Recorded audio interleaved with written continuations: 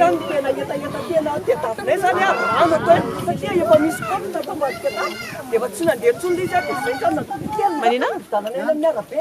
ny anankiray alefa amin'ny dimy maraina pahavony amin'ny valo zany farafatarany fa rehefa tonga dia amin'ny valo dia efa tsy afaka makatsony rehefa mamidy io fa le velomity zany dia miaraka amin'ny raiky miaraka amin'io ihany zany